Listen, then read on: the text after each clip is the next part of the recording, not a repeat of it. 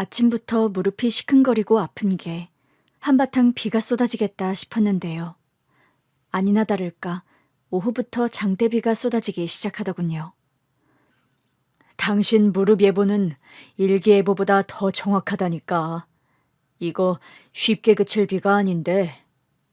그러게 내가 뭘 했어요? 오늘 비 올 거라고 그랬죠? 내 말 안 듣고 벌초 갔으면 헛걸음할 뻔했잖아요. 당신 말 듣길 잘했네. 그런데 진우, 오늘 야외 웨딩 촬영 있다고 하지 않았어? 안 그래도 도련님하고 통화했어요. 비 오면 실내에서 촬영한다고 하더라고요. 역시 진우 챙기는 건 당신밖에 없다니까. 하긴 우리 진우한테는 당신이 엄마나 다름없지. 어머니 돌아가시고 어린 진우를 당신이 거의 키우다시피 했으니까. 아이고, 당신 그 공을 알아주니 고맙네요. 그럼 나 그래서 늘 당신한테 감사해야 하고 있어. 그렇습니다. 제가 결혼하고 2년 뒤 시어머니가 갑자기 쓰러지셨어요. 목욕탕에서 발을 헛디뎌 미끄러지셨는데요. 뇌진탕으로 결국 세상을 떠나셨습니다. 그때가 막내 도련님이 초등학교 6학년, 13살 때 일이었어요. 엄마, 엄마. 시어머니 장례식에서 하염없이 울고 있는 도련님이 너무 치근하더군요. 막내 도련님은 늦둥이로 남편과는 17살이나 나이 차이가 났습니다. 시누이와도 13살 차이가 나다 보니 집안의 귀여움을 독차지하고 있었죠. 남편과 시누에게는 다소 엄격하던 시어머니도 늦둥이라선지 도련님에게는 한없이 너그러웠는데요. 그런데 하루아침에 엄마를 잃었으니 얼마나 충격이 컸겠습니까? 도련님, 이리 와서 식사 좀 해요.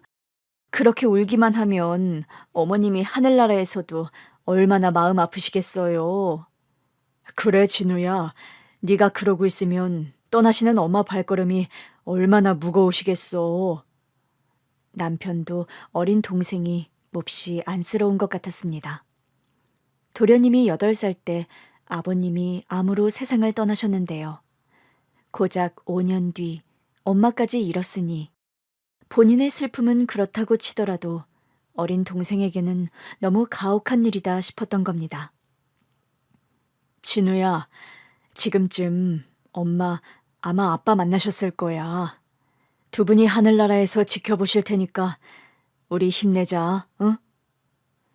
시어머니의 장례를 마치고 돌아오는 차 안에서 남편은 어린 시동생의 손을 꼭 잡으면서 이렇게 얘기하더군요. 형. 남편의 이야기에 도련님은 또다시 울음을 터뜨렸습니다. 그 모습이 안쓰러워 전 도련님을 꼭 안아줬어요. 도련님, 이제부턴 제가 어머님 대신 도련님을 잘 보살필게요. 그때 제 나이가 26살이었습니다. 지금 생각해보면 저 역시 도련님을 키우기엔 어린 나이였죠. 결혼한 지 2년밖에 안 된 새댁이, 그것도 아이를 낳아 키워본 경험이 없는 제가 뭘 알았겠습니까? 엄마 잃고 울고 있는 도련님을 보고 있자니 마음이 아팠을 뿐입니다. 고마워, 미소야. 진우, 우리 집에 데리고 오자고 먼저 말해줘서. 오빠, 무슨 소리예요. 당연히 도련님 우리랑 살아야죠. 자주 들락거리던 형집인데도 불구하고 도련님은 처음엔 우리 집에 있는 걸 낯설어 했습니다.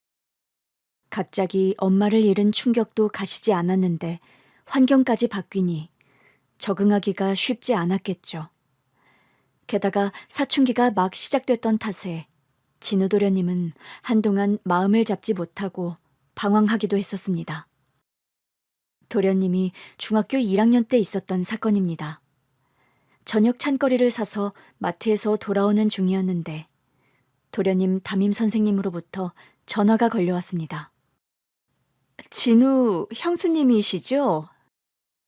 네, 안녕하세요. 선생님, 어쩐 일이세요?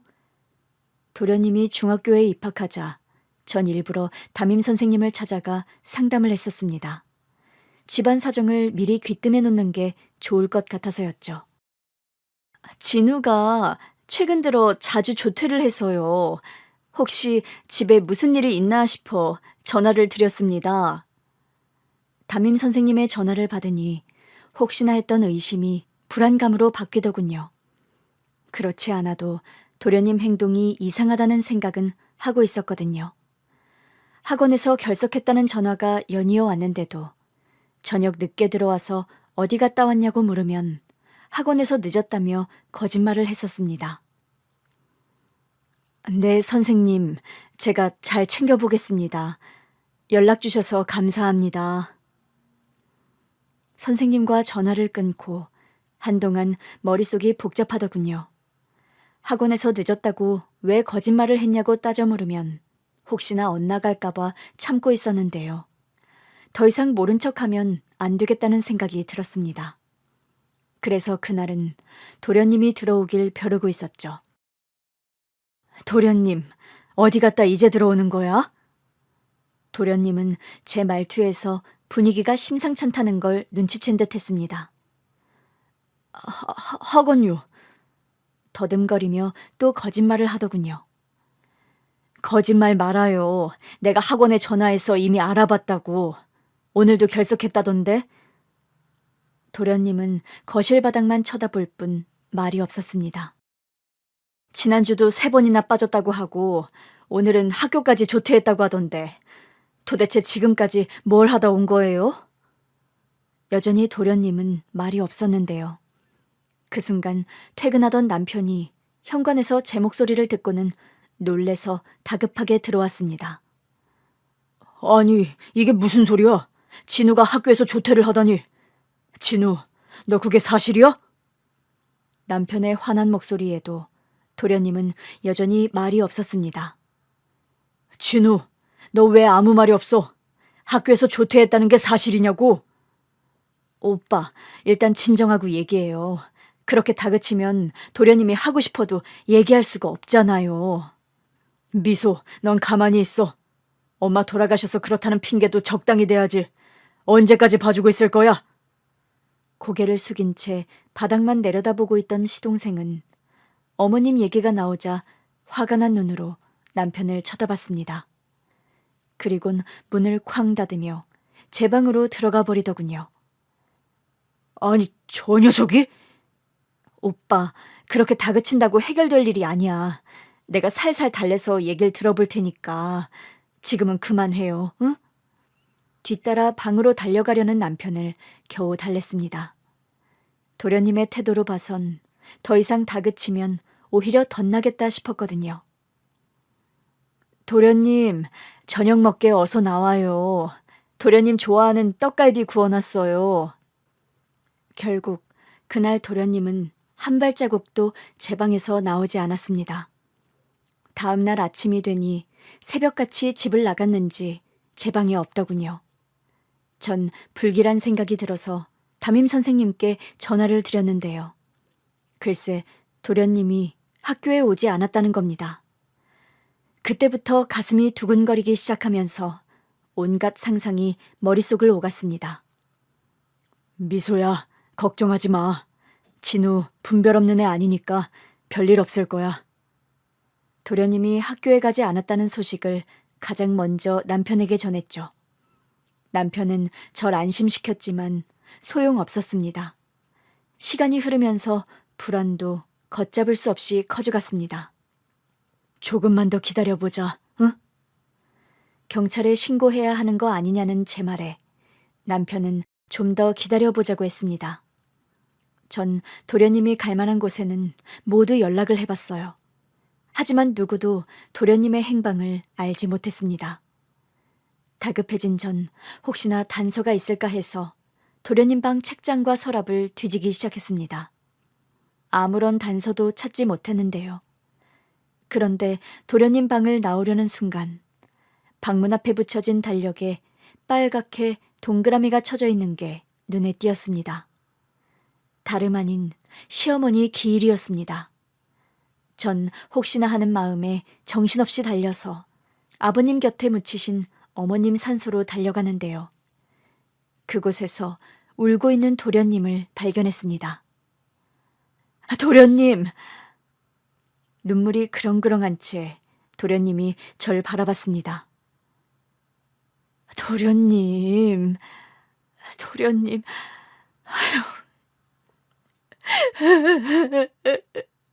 엄마, 엄마. 달리 말이 필요 없었습니다. 시어머니 기일이 가까워지자 도련님은 엄마가 이루 말할 수 없이 보고 싶었던 겁니다. 그래서 학원도 빼먹고 학교까지 조퇴하면서 어머님께 왔던 거죠. 전 그런 도련님이 안쓰럽고 불쌍해서 한참을 붙들고 같이 울었습니다. 도련님도 제게 안겨 어린애처럼 펑펑 울더군요. 도련님, 실컷 울고 나니까 좀 시원해요? 네, 형수님. 가슴에 담아뒀던 슬픔을 토해내서였을까요? 도련님 얼굴이 한결 밝아 보였습니다. 아, 배고파. 실컷 울었더니 배고프네. 도련님도 배고프죠? 도련님은 좀 민망했는지 고개만 끄덕였습니다. 그럼 우리 맛있는 거 먹으러 갈까요? 도련님 좋아하는 걸로? 좋아요. 자신의 슬픔을 이해받았다고 생각해서였을까요? 아니면 마음 깊숙한 곳에 담아뒀던 아픔을 함께 나눴다고 여겨서였을까요? 그날 이후로 도련님은 저를 엄마처럼 생각하는 것 같았습니다. 저에게도 도련님이 아들과 다름없었죠. 형수님, 저 대학 붙었어요. 그것도 장학생으로 합격했다고요. 아유, 축하해요, 도련님. 합격한 것도 대단한데 장학생이라니. 도련님 정말 짱이에요. 이게 다 형수님 덕분이죠. 감사합니다, 형수님. 어라, 진우야. 그럼 난 형한테는 뭐 할 말 없어? 형? 있긴 한데요. 그치, 나한테도 할 말이 있지. 그럼요. 나 대학 가면 노트북이 새로 필요한데 형, 노트북 한 대 사주세요. 뭐? 진우 너 형수한테는 감사하다면서 형한테는 웬 청구서냐? 에이, 형하고 형수하고 어떻게 같을 수가 있어요. 나 고3이라고 형수님이 잠도 제대로 못 주무시고 뒷바라지 하셨는데요. 맞아. 당신 도련님 공부할 때 간식 한번 챙겨준 적 있어요? 그거야. 당신이 워낙 알아서 잘하니까. 어디 간식뿐인 줄 아세요? 수능과 관련된 기사다 싶으면 형수님이 일일이 캡처해서 저한테 보내주시고요. 입시 설명회도 얼마나 자주 다니셨다고요. 정말? 당신 진짜 그랬어? 그럼요. 고3 입시생 부모가 그 정도는 해야죠. 들으셨죠? 형수님은 늘 엄마 맘이라니까요. 그래? 그래도 난 노트북 못 사준다. 질투나서 이거 견딜 수가 있나? 아유, 당신도 참 유치해요. 도련님, 걱정하지 말아요. 합격 선물로 제가 노트북 사드릴게요. 또 뭐 필요한 거 없어요? 이야, 역시 우리 형수님이 최고라니까. 두 사람 지금 뭐 하는 거야? 나 왕따 시키는 거야? 도련님은 4년을 장학생으로 대학을 다녔습니다. 군대를 다녀온 뒤 졸업 전 친구와 창업하겠다는 계획을 세우더니 졸업하자마자 정부의 지원을 받아 실제로 창업했습니다. 도련님, 창업 축하해요. 대박 나시길 기원할게요. 회사는 첫 해 1년간은 고전을 면치 못하는 눈치였습니다. 진우야, 정 어려우면 형한테 얘기해. 형이 어느 정도는 도와줄 수 있어. 아니에요, 형. 아직은 괜찮아요. 진짜 어려워지면 그때 형한테 도움 청할게요. 회사가 어려운 것 같았지만 도련님은 어떻게든 혼자 힘으로 해결해 보려고 하더군요. 그런 도련님이 안타까워 저 역시 회사 상황에 신경을 많이 썼는데요. 2년 차부터 조금씩 안정이 되더니 3년 차부터는 제법 이름이 나기 시작했습니다. 어휴, 도련님. 제가 모임에 나가니까 도련님 회사 제품을 쓴다는 사람들이 제법 있더라고요. 그 얘기 듣는데 얼마나 기분이 좋았다고요. 실제로 그랬습니다. 회사가 5년 차에 들어서면서 도련님은 해외 시장 개척에도 눈을 돌리기 시작했습니다. 전 세계적으로 K 열풍이 불기 시작하던 터라 도련님도 그 열기에 편승했던 것이죠. 그런데 저를 더 기쁘게 했던 건 바로 이 소식이었습니다. 형수님, 내일 저녁 시간 어떠세요? 형수님께 꼭 소개시켜드리고 싶은 사람이 있어서요. 제게요? 누굴까? 도련님이 소개시켜줄 사람이 있다고 하시니 제가 다 설레네요. 도련님이 보내준 약속 장소로 나가니 도련님 옆에 웬 낯선 여자가 앉아있더군요. 내심 짐작은 했었지만 실제로 얼굴을 보게 되니 말할 수 없이 기분이 좋았습니다. 형수님, 아시죠? 제가 형보다 형수님께 먼저 선보이는 겁니다. 도련님이 데리고 온 아가씨는 첫인상이 참 맑았습니다. 눈매가 돌아가신 시어머니를 닮은 것 같기도 했고요. 조곤조곤한 말씨가 마음에 들더군요. 진우 씨한테 말씀 많이 들었어요. 어머니 같은 분이시라고요. 친구 소개로 만났다고 했습니다. 진우와 같이 창업을 했던 동업자 친구 상훈 씨 소개라고 하더군요. 대학 다니던 시절 자주 집에 놀러왔던 탓에 저도 잘 알고 있던 친구였어요. 특히 창업을 앞두고는 우리 집에서 살다시피 했었습니다. 형수님, 저 또 왔습니다. 배고픈데 밥 좀 주십시오. 상훈이 너 또 우리 형수님 부려먹냐? 밥은 네가 알아서 차려 먹어. 아유, 무슨 소리예요. 손님인데 당연히 차려드려야지. 형수님, 상훈이가 무슨 손님이에요. 밤낮으로 와서 밥 달라고 형수님 귀찮게 하는데요. 맞습니다, 형수님. 손님이라고 생각하지 마시고 한 식구다 생각하세요. 참네. 한 식구가 아니라 상훈이 너 군 식구다, 군 식구. 한 식구든 군 식구든 식구는 식구 아니냐? 상훈 씨는 부침성이 좋았습니다. 그래서 주로 거래처 바이어를 만나 실물을 논의하는 역할을 회사에서 담당하는 것 같았습니다. 상훈 씨 소개로 만났다고 하니 더 친근감이 가고 그러네요.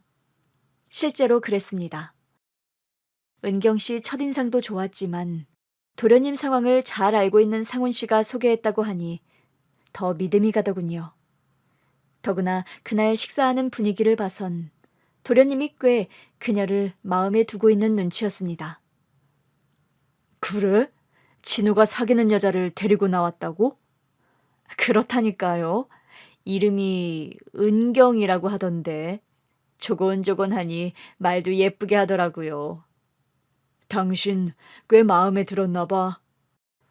당연하죠. 도련님이 좋다는데 나야 두말할 필요가 없죠. 하여튼 당신은 진우 일이라면 만사 오케이라니까. 넉 달 후 은경 씨 집안과 상견례가 이뤄졌고요. 결혼 날짜도 순탄하게 잡혔습니다.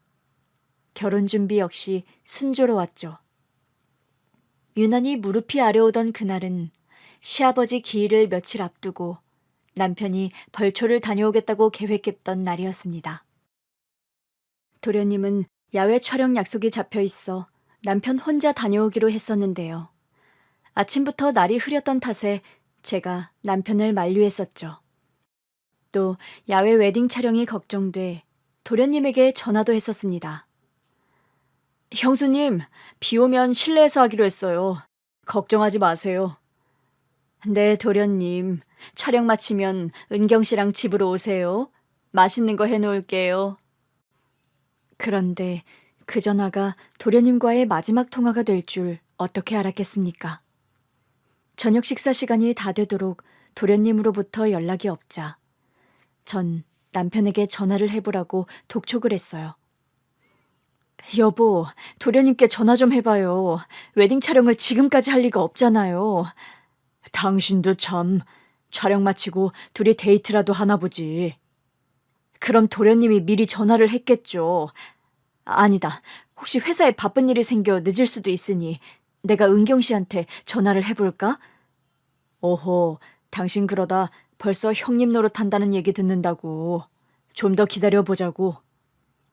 그렇게 남편과 실랑이를 하고 있는데 남편 핸드폰 벨이 울리는 겁니다. 동생으로부터 온 전화인가 싶어 남편이 얼른 핸드폰을 받았는데 남편 얼굴이 점점 심각해졌습니다.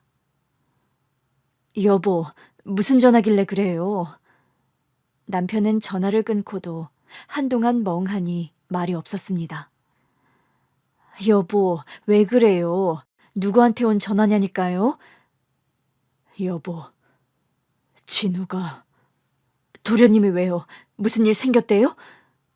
남편의 표정 때문에 전 불안해졌습니다. 글쎄, 진우가 사고를 당해서 지금 병원에 있대. 네? 당신 지금 그게 무슨 소리예요? 남편의 말을 듣는 순간 저 역시 아득해졌습니다. 불과 몇 시간 전만 해도 통화를 주고받았던 도련님이었습니다. 그런데 도련님이 사고를 당했다니요. 남편과 저는 황급히 병원으로 달려갔는데요. 도련님은 이미 숨이 끊어진 상태였습니다. 사고 후 즉시 병원으로 옮겼지만 바로 숨을 거두었다고 했습니다. 아니야, 그럴 리가 없어. 그럴 리가 없다고. 전 악을 쓰며 울었습니다. 도련님이, 자식처럼 키웠던 도련님이 바로 내 눈앞에서 시체가 되어 누워있는데 제정신이 아니더군요. 장례 준비도 어떻게 했는지 모르겠습니다. 정신을 차리고 보니 도련님 영정사진이 단 앞에 놓여있더군요. 빙그레 웃으면서 말이죠. 영정사진을 보고도 실감이 되지 않았습니다. 형수님하고 절 부르며 금세라도 도련님이 웃으며 나타날 것 같았습니다. 진우 씨. 울고 있는 은경 씨를 봐도 마찬가지였습니다. 모든 게 그저 꿈만 같았습니다. 빨리 깨어나고 싶은 악몽 말입니다. 진우야. 남편 역시 눈물을 주체하지 못했습니다. 당연하지 않겠습니까? 도련님을 아들처럼 생각하며 키운 건 남편도 마찬가지였으니까요. 그렇게 장례를 맞은 첫날 밤, 도련님 영정사진을 앞에 놓고 하염없이 울고 있는데 어디선가 벨소리가 들렸습니다. 여보, 당신 핸드폰 아냐? 아까부터 계속 울리는 것 같던데. 전 도련님의 소식을 들은 지인이 전화했나 싶어 핸드폰을 확인했습니다. 그런데 이게 웬일입니까? 발신자에 도련님 이름이 찍혀 있는 게 아니겠어요? 전 너무 놀라 핸드폰을 떨어뜨리고 말았습니다. 당신 왜 그래? 여보, 여기... 그때 다시 전화벨이 울렸습니다. 전 떨어뜨린 핸드폰을 집어선 전화를 받았어요. 수화기 너머에선 도련님이 아닌 낯선 목소리가 들려왔습니다. 경찰입니다. 확인할 게 있어서 그런데 여기로 좀 와주시겠습니까? 수화기 너머 들렸던 낯선 목소리는 경찰이라면서 주소를 보낼 테니 잠시 와달라고 요청했습니다. 전 도련님 전화기를 왜 경찰이 가지고 있나 싶어 남편과 함께 달려갔어요. 경찰이 찍어준 주소는 병원이었는데요. 그런데 병실에 들어서는 순간 남편과 전 경악하고 말았습니다. 눈앞에 펼쳐진 광경을 보고도 도저히 믿을 수가 없었죠. 왜냐고요? 그곳 병실에는 다름 아닌 죽은 시동생이 누워 있었기 때문입니다. 아니, 정확하게 얘기하면 죽은 줄로만 알았던 시동생이 사고를 당해 의식을 잃은 채 그곳에 누워 있었기 때문입니다. 신분증이 없어 신원을 확인하는데 애를 먹었습니다. 김진우 씨, 맞습니까? 네. 네. 빗길 오중 추돌 사고였습니다. 경찰은 빗길에 관광버스가 미끄러지면서 5대의 차량이 추돌했다고 했습니다. 부상자와 사상자가 많았던 탓에 도련님의 신원 확인이 늦어졌다고 하더군요. 그럼 지금 장례식장에 있는 사람은 누굽니까? 네? 장례식장이라뇨? 남편의 물음에 담당 경찰은 어리둥절해했습니다. 남편은 자초지종을 설명했고요. 경찰은 자세한 사항을 확인하겠다면서 병실을 나갔습니다. 여보, 진우 도련님 살아있는 거지? 그렇지? 죽은 사람에게는 미안했지만 도련님이 살아있다는 사실에 기뻐서 춤이라도 추고 싶더군요. 사고 충격으로 인해 의식은 없었지만 도련님이 살아있다는 사실만으로도 다행이다 싶었습니다. 그날 밤 몇 번이나 도련님 손이며 얼굴을 만졌는지 모르겠습니다. 꿈이 아닌가 싶어서요. 허허, 꿈 아니래도 진우 살아있는 거 맞으니까 당신 잠시라도 눈 좀 붙여. 싫어요. 나 잠들었을 때 도련님 의식 돌아오면 어떡해요. 도련님 깨어나는 거 내 눈으로 꼭 봐야겠어요. 도련님은 꼬박 이틀 뒤에 의식을 회복했습니다. 다행히 뇌에는 이상이 없었고요. 팔과 다리, 온몸에 멍이 들었지만 골절된 곳 하나 없었습니다. 의사 선생님과 경찰은 천운이라고 하더군요. 전 돌아가신 시어머니가 하늘에서 도우신 것 아닌가라는 생각도 했습니다. 도련님, 정말 이만하길 천만다행이에요. 전 도련님이 돌아가신 줄 알고 얼마나 놀랐다고요. 그래, 진우야. 너 죽은 줄 알고 형수가 제정신이 아니었어. 형수님도 참, 제가 형수님 두고 어떻게 먼저 갈 수가 있겠어요. 아마 죽어서도 발걸음이 안 떨어질 거려. 도련님, 그런 말 말아요. 죽느니 뭐니 그런 말 아예 하지 말라고요. 하지만 도련님이 살아있다고 좋아할 일만은 아니었습니다. 알고 보니 죽은 도련님인 줄 알았던 그 사람은 바로 동업자 친구 상훈 씨였습니다. 사고가 났던 그날 상훈 씨는 도련님 차를 운전해서 바이어와의 미팅에 갔었다고 합니다. 상훈아, 어쩌지? 그쪽에서 계약을 하루 앞당겨서 하자고 연락이 왔네. 그래? 그럼 우리한테 더 좋은 거 아니야? 하루라도 빨리 계약을 마무리하면 좋지. 그렇긴 하지. 그런데 내가 오늘 결혼식 야외 웨딩 촬영이 잡혀 있어서 말이야. 그럼 내가 가면 되지. 어차피 지난번 미팅에서 조건은 이미 구두로 합의했잖아. 도장만 찍으면 되는 거 아니야? 하루 앞당겨진 계약에 도련님 대신 상훈 씨가 가겠다고 했다고 합니다. 결혼식 야외 촬영 스케줄을 조정할 수 없어서 도련님은 상훈 씨에게 계약 마무리를 맡겼다고 해요. 아 참, 나 타이어 교환해야 하는데 보니까 펑크가 났더라고. 그래? 그럼 내 차를 네가 가져가. 약속 시간 맞추려면 지금 출발해야 되잖아? 그럼 넌? 난 1시간 정도 여유 있으니까 내가 타이어 교체해서 네 차 가지고 갈게.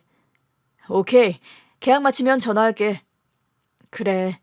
너 내 신분증하고 도장 잘 챙겼지? 걱정 마 임마. 장사 어디 한두 번 해보냐? 그게 도련님이 본 상훈 씨의 마지막 모습이었다고 합니다. 계약을 마치고 돌아오면서 상훈 씨 역시 사고를 당했던 건데요. 졸음운전으로 중앙선을 넘어온 덤프트럭을 미처 피하지 못한 채 산 밑으로 차가 굴렀다고 합니다. 그 탓에 차는 완전히 찌그러지고 운전자의 얼굴을 알아볼 수 없을 정도로 상했다고 해요. 그래서 경찰은 직사한 상훈 씨가 진우 도련님인 줄 알았던 것이죠. 도련님 차량인데다 동업이었지만 대표는 진우 도련님으로 돼 있었기에 상훈 씨는 도련님 신분증을 가지고 있었던 겁니다. 사실 도련님과 상훈 씨는 키도 생김새도 비슷했습니다. 심지어는 혈액형마저 같았어요. 게다가 늘 둘이 붙어 다니다 보니 사람들이 종종 쌍둥이 아니냐며 묻기도 했다고 합니다. 쌍둥이냐뇨. 그런 말씀 마세요. 어딜 봐서 우리가 쌍둥이라는 겁니까? 아무리 봐도 제가 훨씬 잘생겼는데요. 상훈아, 내가 할 말은 많지만 참는다 참아. 이 친구가 이렇게 철이 없어요. 제 앞에서도 쌍둥이라는 얘기를 놓고 투닥거리기도 했었습니다. 형수님, 혈연에 매이지 말고 솔직하게 말씀해 주세요. 저희가 닮았다뇨. 진우보단 제가 잘생기지 않았습니까? 참네, 유치하긴. 형수님, 상훈이 저 녀석 정신연령은 초딩이라니까요. 어라? 너 지금 현실을 직시하기 싫어서 피하는 거지? 맞지? 아이고, 난 아무리 봐도 우리 진우 도련님이 훨씬 잘생겼네요. 키도 훤칠한 게 도련님만큼 멋진 남자를 본 적이 없다니까요. 이야, 형수님, 이거 반칙인데요. 키는 제가 진우보다 크거든요. 팔이 굽어도 너무 안으로 굽으셨어요. 팔이 안으로 굽었다니. 우리 형수님, 이런 일만큼은 절대 공정하시다고. 그죠, 형수님? 그럼요. 전 있는 그대로 진실만 말하는 사람인걸요. 네네. 형수님께 물은 제가 잘못이네요. 형수님 시동생 사랑은 아무도 못 말린다니까요. 상훈 씨는 본가가 충청도였던 탓에 자주 우리 집에 와서 저녁을 먹곤 했었습니다. 외동이다 보니 도련님과는 친구처럼 또 형제처럼 지냈고요. 남편을 형님이라 부르면서 많이 따랐죠. 두 사람은 군대도 같은 시기에 가서 일주일 차이로 제대를 했어요. 관심사도 비슷해서 함께 창업을 해보자고 졸업 전 뜻을 모으더군요. 남편은 도련님의 계획에 처음엔 우려를 표했었습니다. 창업도 창업이지만 친한 친구와 동업한다는 게 난 마음에 걸리는구나. 그러다 우정까지 깨지는 건 아닌지 해서. 형이 뭘 걱정하시는지 알겠는데요. 상훈이와 전 그럴 일 없을 겁니다. 걱정하지 마세요. 남편의 걱정에도 불구하고 도련님과 상훈 씨는 창업 계획을 진행하더군요. 그리고 우려와는 달리 말다툼 한 번 없이 회사를 잘 꾸려나갔습니다. 회사 매출이 처음으로 흑자로 돌아섰던 날, 도련님과 상훈 씨는 축하 파티를 하자면서 샴페인과 케이크를 사들고 집으로 왔더군요. 도련님, 상훈 씨 축하해요. 어쩜 두 사람 사업도 이렇게 잘할까? 그죠, 여보? 그럼 그렇고 말고. 난 사실 두 사람이 동업한다고 했을 때 걱정을 좀 했다. 회사가 잘 되는 것도 기쁘지만 두 사람 마음이 잘 맞아서 그게 더 기쁘네.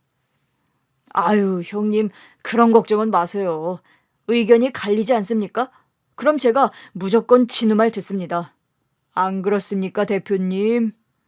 그건 인정. 대표가 워낙 옳은 말만 하니까. 뭐야? 김 대표.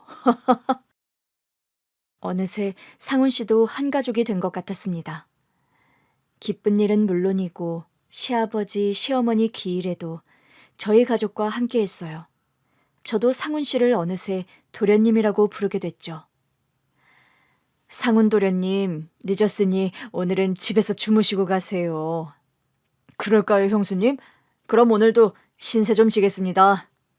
신세라뇨. 어머님 기일까지 이렇게 함께 해주시니 제가 더 감사하죠.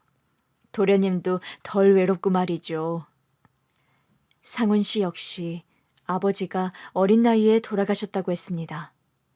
어머니가 시장에서 장사를 하면서 자신을 키웠다고 해요.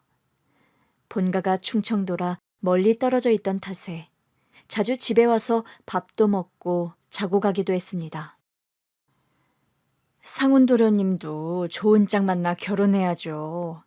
어머니께는 사업 잘 되는 것도 좋지만 그게 진짜 효도라고요. 진우 도련님 결혼식이 다가오자 전 상훈 씨도 마음이 많이 쓰이더라고요. 그래서 집에 놀러 온 어느 날 잔소리를 좀 했었습니다. 아이고, 이젠 형수님까지 그런 얘기를 하시는 거예요? 왜요? 저 말고 또 잔소리하는 사람이 있어요? 말도 마세요. 저 어제 지겹도록 그 얘기 들었어요. 어제요? 서울에 사촌 형님이 사신다고 말씀드렸잖아요. 어제가 조카 돌이었거든요. 어르신들이 조카돌 축하할 생각은 안 하시고 저한테 결혼 언제 하냐고 얼마나 닥달을 하시던지. 그게 다 도련님 생각해서 하시는 말씀이세요. 잔소리라고 여기지 말고 새겨 들으세요. 아, 그래야죠. 오늘 아침에 어머니한테 전화가 와선 형수님하고 똑같이 말씀하시더라니까요. 그것 보세요. 어른들 마음은 다 똑같다니까요. 상훈 씨 보면서 중이 제 머리 못 깎는다는 속담이 틀린 말이 아니라는 생각을 잠시 하기도 했었습니다. 진우 도련님한테는 은경 씨 같이 좋은 사람을 소개시켜주고선 왜 정작 본인은 연애를 제대로 못하고 있나라는 생각이 들었기 때문이죠. 그래서 제가 중매에 나서고 있던 상황이었어요. 현정아, 네 주위에 참한 아가씨 없니? 그래, 정말 괜찮은 총각이 있어서 내가 중매 좀 서보려고 그런다, 얘. 어라? 형수님, 괜찮은 총각이 전 아닐 테고 혹시 상훈이 말씀하시는 거예요? 제가 친구들에게 중매를 부탁하는 전화 내용을 듣고는 도련님이 묻더군요. 네, 도련님. 상훈 도련님도 이제 결혼해야죠. 도련님 결혼하시고 나면 혼자 얼마나 외롭겠어요? 아, 그런데 형수님, 상훈이는 아마 중매로 안 만나려고 할 거요. 걔가 학교 다닐 때도 소개팅 이런 거 싫어하더라고요. 자기는 자만추를 추구한대요. 네? 자만추요? 도련님, 그게 뭔데요? 자만추, 자연스러운 만남을 추구한다. 뭐 이런 뜻이에요. 어휴, 그러다 못 만나면 어쩌려고요. 자만추든 중매든 좋은 사람을 만나기만 하면 되지. 진우야, 그냥 놔둬. 네 형수 며칠 전부터 상훈이 짝 찾아준다고 아주 신이 났더라. 아, 이거 상훈이 이러다 우리 집 발길 끊겠는걸요? 전 그렇게 좋은 짝을 찾아주기 위해 상훈 씨 중매에 열을 올리고 있었는데요. 그런데 그날 장례를 치르고 있던 사람이 진우 도련님이 아니라 상훈 씨라고 하니 가슴이 먹먹해지더군요. 죽은 사람이 상훈 씨라는 사실이 밝혀지면서 충청도에 계시던 어머니가 놀라서 한달음에 서울로 올라오셨습니다. 장례가 다시 치러지는 희귀한 일이 발생했죠. 상훈아, 이 몹쓸 녀석아, 어미를 두고 이렇게 너 먼저 가버리면 난 어찌 살라는 말이냐.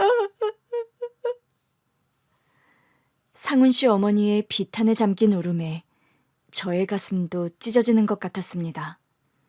불과 몇 시간 전만 해도 제가 바로 그 심정이었으니까요. 상훈 도련님, 어머니. 자식을 잃은 어머니 앞에서 제가 무슨 말을 할 수 있었겠습니까? 어떤 말이 위로가 될 수 있었겠습니까? 남편과 전 그저 장례식장에서 묵묵히 어머니 곁을 지킬 수밖에 없었습니다. 진우 도련님도 소식을 듣자마자 장례식장으로 달려갔어요. 아직 회복이 안 된 상태였지만 친구가 가는 마지막 길을 끝까지 배웅했습니다. 상훈아, 미안하다. 미안하다, 상훈아. 도련님 역시 충격이 큰 것 같았습니다. 남편과 저도 마찬가지였습니다. 진우 도련님이 살아있다고 해서 상훈 씨를 떠나보낸 슬픔이 상쇄되는 건 아니었거든요. 가족을 잃은 것처럼 저희 마음도 아프고 쓰라렸습니다. 상훈 도련님, 잘 가요. 어머니는 저희가 잘 모실게요. 그러니 걱정하지 말고 훨훨 날아서 좋은 곳으로 가요. 도련님도 저와 같은 마음이었나 봅니다. 장례를 마치자 상훈 씨 어머니를 우리 집으로 모시고 가자고 하더군요. 형수님, 상훈이 어머니 당분간 우리 집에 계시도록 하면 어떨까요? 도련님, 어쩜 저랑 똑같은 생각을 하셨네요. 댁에 혼자 계시면 아들 생각에 얼마나 힘드시겠어요. 맞다. 우리가 겪어봐서 알잖니. 어머니, 당연히 우리가 돌봐드려야지. 어머니는 한사코 거절하셨습니다. 그런데 진우 도련님이 눈물을 글썽이면서 설득을 하더군요. 어머니, 이대로 가시면 저 나중에 상훈이 얼굴 못 봐요. 상훈이랑 제가 어떤 사이인지 어머니도 잘 아시잖아요. 상훈 씨도 제 집 드나들듯 우리 집을 들락거렸지만 도련님도 방학이면 충청도 본가에 함께 내려가곤 했었습니다. 어머니는 그런 진우 도련님을 자식처럼 여기며 반겼다고 해요. 어이구, 진우 왔구나. 안 본 사이에 더 늠름해졌어. 어라? 어머니는 더 젊어지셨는데요? 어머니, 이렇게 뵐 때마다 예뻐지시는 비결이 뭔지 궁금합니다. 그래요? 나 좀 젊어진 것 같아? 사실 진우 너 온다고 해서 내가 어제 파마를 새로 했지 뭐냐. 정말요? 이야, 우리 어머니 파마만 해도 10년은 젊어 보이세요. 아이고, 진우, 어쩜 눈썰미도 이리 좋은지. 엄마, 난 안 보여요? 어째 아들은 몰라라 하고 진우만 반기는 것 같네. 아이고, 상훈이 넌 언제 왔냐? 엄마, 그래요, 우리 아들. 내가 너 좋아하는 개국지 해놨다. 우와, 개국지? 엄마가 해주는 개국지 진짜 짱인데. 진우, 너 운 좋은 줄 알아. 우리 엄마가 요리한 개국지 아무나 못 먹는다고. 어? 개국지? 그게 뭔데? 어휴, 서울 촌놈. 너 개국지도 몰라? 게를 넣고 끓인 김치찌개를 일명 개국지라고 한다, 임마. 우리 충청도 별미야. 김치찌개에 게를 넣는다고? 그래, 새콤한 게 국물이 완전 진국이지. 특히 우리 엄마가 끓인 개국지는 한 번 맛보면 잊을 수가 없다니까. 기대해. 상훈아, 자랑 그만하고 진우 배고프겠다. 어여 밥 먹자. 상훈 씨 말처럼 처음 먹어본 개국지 맛은 일품이었다고 합니다. 충청도에 내려가면 어머니께서 자주 해주셨다고 해요. 어머니, 내 집이다 생각하시고 편히 쉬세요. 어이구, 이렇게 두 분께 신세를 다지고. 신세라뇨. 상훈인 제게 친동생이나 다름없습니다. 맞아요, 어머니. 저도 도련님이라고 불렀는걸요. 상훈 씨 어머니는 밤새 한숨도 주무시지 못하는 것 같았습니다. 다음 날 짐 정리를 해야 한다면서 상훈 씨가 살던 아파트로 가겠다고 하시더군요. 벌써 짐을 정리하시게요? 두면 뭐 어떡겠어요. 후딱 정리를 하는 게 낫지. 그럼 저도 같이 가요, 어머니. 전 어머니를 모시고 상훈 씨 아파트로 갔는데요. 결국 그날 유품 정리를 하나도 하지 못했습니다. 아파트 현관에 들어서자마자 어머니는 주저앉아 우셨습니다. 아이고, 불쌍한 내 새끼. 저도 함께 주저앉아 울었죠. 죽은 상훈 씨 생각에 그저 눈물밖에 나지 않았습니다. 어머니는 그렇게 일주일을 꼬박 앓으셨습니다. 도련님은 타박상 외에는 별 이상이 없다는 의사 선생님의 소견에 바로 퇴원을 했습니다. 회사에 처리해야 할 업무들이 쌓여 있었기 때문인데요. 그러면서도 자주 병실에 들러 어머니 상태를 확인했습니다. 진우야, 바쁘다면서 왜 또 왔어? 바쁘긴요, 어머니. 오늘은 좀 어떠세요? 괜찮이요. 어머니는 괜찮다고 하시면서도 도련님만 보면 우셨습니다. 아들 생각이 간절했기 때문일 겁니다. 미안하다, 진우야. 너만 보면 상훈이 생각이 나서. 아니에요, 어머니. 울고 싶을 때 실컷 우세요. 그래야 마음에 병이 안 생긴대요. 밤에는 도련님과 교대하며 병실을 지켰습니다. 형수님, 오늘 밤에는 제가 어머니 곁에 있을 테니 형수님은 집에 가서 좀 쉬세요. 아니에요, 도련님. 아직 몸도 성치 않으신데 무리하시면 안 돼요. 제가 있을게요. 저 많이 좋아졌어요. 오늘은 제가 어머니 곁에 있고 싶어서 그래요. 도련님이 고집을 부리길래 전 어쩔 수 없이 집으로 왔는데요. 씻고 잠자리에 누우려는데 도련님께 전화가 오는 겁니다. 전 어머니께 무슨 일이라도 생겼나 싶어서 얼른 전화를 받았죠. 형수님, 정말 죄송한데 지금 병원에 좀 와주실 수 있어요? 네? 도련님, 어머니한테 무슨 일 생겼어요? 아니요, 그건 아니고요. 회사 일 때문에 제가 급하게 경찰서에 좀 다녀와야 할 것 같아서요. 회사 일 때문에 경찰서에 간다는 얘기를 들으니 가슴이 또 두근거리기 시작했습니다. 아, 형수님, 나쁜 일은 아니니 걱정하지 마시고요. 도련님은 걱정하지 말라고 했지만 한밤중에 경찰서를 간다고 하니 분명 회사에 일이 생긴 거다 싶었습니다. 진우가 걱정할 일 아니라고 하잖아. 당신 괜한 상상하지 말라고. 이럴 땐 느긋한 성격의 남편이 부러웠습니다. 제가 작은 일에도 놀라는 편이라면 남편은 웬만한 일에도 요동하는 법이 없었습니다. 새벽녘이 돼서야 도련님이 병실로 돌아오더군요. 전 그때까지 잠들지 못하고 있었습니다. 도련님, 경찰서 가신 일은 어떻게 됐어요?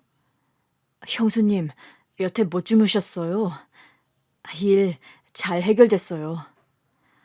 아, 다행이에요. 근데 무슨 일이에요? 그게... 도련님은 말을 멈추고 잠든 어머니를 한참을 바라보더군요. 형수님, 제가 상훈이한테 정말 큰 빚을 졌습니다. 도련님이 전한 이야기는 이랬습니다. 제가 간 뒤 도련님은 어머니가 잠드신 걸 확인하고는 휴게실로 잠시 나왔다고 합니다. 의자에 앉아 쉬고 있는데 갑자기 자신의 핸드폰에 음성 메시지가 남겨져 있었던 게 떠올랐다고 합니다. 그동안 경황이 없어 미처 확인하지 못하고 있었던 것이죠. 음성 메시지는 상훈 씨가 남긴 것이었는데요. 확인하는 순간 깜짝 놀랐다고 합니다. 진우야, 왜 이렇게 전화를 안 받아? 메시지 확인하면 바로 연락 줘.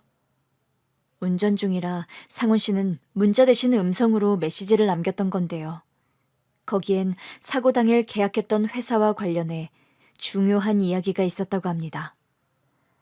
계약하고 돌아오다가 알고 지내던 지인에게서 연락을 받았나 봐요. 그 사람이 상훈이가 그날 계약했던 회사가 페이퍼 컴퍼니 같다는 얘기를 전했던 것 같아요. 회사에 명운이 달린 중요한 계약이었던 만큼 상훈 씨의 마음은 다급해졌던 거고요. 그러다 보니 자신을 향해 달려오던 덤프트럭을 미처 보지 못했던 것 같습니다. 도련님께 남겼던 음성은 사고 직전 메시지였다고 해요. 그날 상훈이가 아니라 제가 갔어야 했는데. 도련님, 그런 생각하지 마세요. 도련님 잘못 아니에요. 상훈 씨가 남긴 메시지 덕분에 회사는 위기를 면할 수 있었습니다. 그렇지 않아도 대표와 연락이 되지 않아 도련님은 뭔가 꺼림칙하다란 생각을 하고 있었다고 합니다. 그래서 일단 자금을 동결시켜둔 상태였는데요. 그러다 상훈 씨 메시지를 듣고 사기구나 싶어 얼른 경찰서로 달려갔던 겁니다. 어머니, 상훈이가 회사를 구했습니다. 우리 상훈이가 회사를 구했다고? 그것이 뭔 소리요? 네, 어머니. 상훈이 아니었으면 회사 완전히 망했을 겁니다. 도련님은 어머니께 상훈 씨가 남겼던 마지막 메시지에 대해 말씀을 드렸죠. 그려? 아무렴 누구 아들인데. 장어다. 장어다 내 새끼. 어머니는 조금씩 회복돼 가시는 것 같았습니다. 퇴원 후에는 다시 충청도로 내려가셨어요. 어머니, 좀 더 있다 가시라니까요. 아직 몸도 덜 회복되셨잖아요. 그래요, 어머니. 저희 집이 불편해서 그러세요? 아니요, 인자 내려가야죠. 남편과 저, 진우도련님이 한사코 말렸지만 어머니는 고향으로 가시겠다고 하시더군요. 저희는 그런 어머니가 걱정됐습니다. 도련님, 이번 주말에 우리 어머니께 가보는 건 어때요? 안 그래도 저 그 생각하고 있었는데 형수님도 같이 가시겠어요? 어허, 지금 두 사람 나만 쏙 빼놓고 지금 어딜 가겠다는 거야? 상훈이 어머니께 당연히 나도 가야지. 그렇게 해서 토요일 아침 일찍 저희는 충청도로 출발했습니다. 가기 전 전화를 드릴까 했지만 부담스러워 하실 것 같더라고요. 그래서 연락 없이 바로 어머니 댁으로 갔는데요. 차가운 냉방에 어머니가 글쎄 이불도 깔지 않은 채 누워 계시는 겁니다. 아유, 어머니, 아직 3월이라 날이 추워요. 보일러도 안 켜고 냉방에 누워 계시면 어떡해요. 어머니는 멍하니 저희를 바라보기만 하시더군요. 그런데 어머니 의식이 점점 흐려져 가고 있는 것 같았습니다. 어머니, 저 누군지 알아보시겠어요? 저희는 놀라서 119를 불렀고요. 바로 응급실로 모시고 갔죠. 며칠째 아무것도 안 드신 것 같네요. 의사 선생님의 진단을 듣는데 가슴이 아려왔습니다. 아들을 잃고 살 의욕조차 잃으신 게 분명했습니다. 도련님, 우리가 잘못 생각했어요. 어머니 혼자 여기 내려오시도록 하는 게 아닌데. 더 이상 따지고 말고 할 게 없었습니다. 영양제를 맞고 기력이 좀 회복되시는 걸 보자 저희는 바로 어머니를 모시고 우리 집으로 왔습니다. 어머니도 이번에는 순순히 따라오시더군요. 어머니, 당분간은 여기 계시는 겁니다. 이젠 어머니 혼자 못 보내드려요. 어머니는 다행히 조금씩 회복돼 가셨고요. 전만큼 자주 오시지는 않는 걸로 봐선 마음도 추스르시는 것 같더라고요. 5월이 되면서 진우도련님 결혼식 준비로 분주해졌습니다. 원래 3월에 결혼식을 올릴 예정이었는데 사고로 2달을 미뤘었거든요. 결혼식 날은 고맙게도 날씨가 화창했습니다. 어쩜 신부가 이렇게 아름다울까? 5월의 신부라는 말이 딱 어울리네. 감사합니다, 형님. 저희 행복하게 잘 살게요. 그럼 그래야지. 어떻게 맺은 인연인데.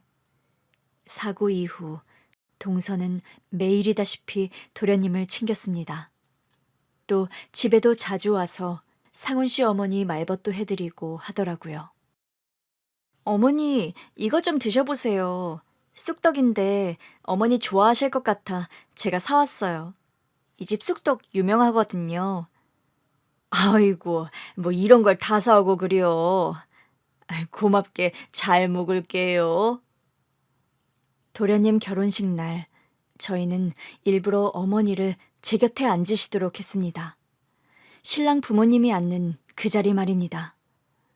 어머니는 도련님 결혼식 내내 눈물을 감추지 못하셨어요. 전 그런 어머니 손을 꼭 잡아드렸습니다. 어머니, 진우 도련님이 아들이다 그렇게 생각하세요. 어머니는 울면서 고개만 끄덕이셨습니다. 전 아들 생각이 더 나실 것 같아 한편으론 염려가 되기도 했었는데요. 결혼식을 마치고 집으로 돌아와서는 어머니가 고맙다는 말씀을 하시더라고요. 고맙습니다. 마치 우리 아들 상훈이 결혼식 같더라고요. 어머니의 고맙다는 인사에 저도 코끝이 찡해지더군요. 그렇게 어머니와 보내는 시간이 늘어가면서 저희 부부는 어머니께 서울로 이사 오는 게 어떻겠냐는 말씀을 드렸습니다. 저도 어머니가 이사 오시면 좋겠어요. 상훈이 대신 이젠 제가 아들 노릇할게요. 어휴, 그게 뭔 소리요. 평생 내가 살아온 곳을 우째 떠날 수가 있다고. 말씀은 그렇게 하셨지만 싫지 않은 눈치셨습니다. 그래요, 어머니. 서울 오셔서 저랑 모녀처럼 알콩달콩 살아요. 저 어머니 일찍 돌아가셔서 친정엄마 있는 친구들이 얼마나 부러웠다고요. 맞습니다. 진우 장가 가서 집도 횡한데 그러지 말고 올라오시죠. 저희 가족의 성화에 못 이겨 어머니는 충청도 집과 가게를 처분하고 우리 집 바로 맞은편 동 아파트로 이사를 오셨습니다. 전 친정집 가듯 어머니 집을 드나들었고요. 어머니도 저녁은 저희 부부와 함께 드셨습니다. 그리고 더 기쁜 소식은 동서가 아기를 가졌다는 뉴스였어요. 형수님, 은경이랑 저 오늘 저녁 먹으러 갈게요. 맛있는 거 해주세요. 서방님의 밝은 목소리를 들으니 뭔가 좋은 소식이 있겠다 싶었는데요. 저녁을 먹으면서 아니나 다를까 동서가 아기를 가졌다는 깜짝 발표를 하더군요. 정말요, 서방님? 축하드려요. 동서도 축하해. 이거 말로만 축하하면 되겠어? 이런 날 한잔해야지. 안 그렇냐, 진우야? 그럼요. 그래서 제가 좋은 와인 준비해왔습니다. 진우야, 나도 한 잔 줘봐. 짠 하고 축하해야지. 동서의 임신 소식에 그날은 모두가 행복해했습니다. 어머니도 오랜만에 웃음을 보이시는 것 같아 흐뭇하더군요. 동서는 3.4kg의 건강한 사내 아이를 낳았고요. 서방님 내외는 아들 이름을 상훈이라고 지었습니다. 병원으로 산모와 아기를 보러 간 날, 어머니는 아기 상훈이를 안고 눈물을 글썽거리셨습니다. 어머니, 아기 이름 상훈이라고 지었어요. 상훈이? 내 새끼 상훈이? 네, 어머니, 손주 상훈이도 아들 상훈이처럼 예뻐해 주세요. 그려, 그려야지. 어머니는 아기 상훈이를 안고 아들이 살아 돌아오기라도 한 것처럼 감격해 하셨습니다. 어쩌면 우리 인생은 남기고 간 사랑으로 누군가의 마음속에서 다시 살아나는 게 아닌가 싶습니다. 상훈 씨 삶은 비록 짧았지만 어머니와 우리 가족, 또 다른 생명에게까지 그의 흔적이 이어지는 걸 보면서 그런 생각이 들었습니다. 그래서 사랑할 수 있을 때, 행복할 수 있을 때 더 사랑하고 행복해지자 라는 다짐이 되더군요. 긴 글 읽어주셔서 감사합니다.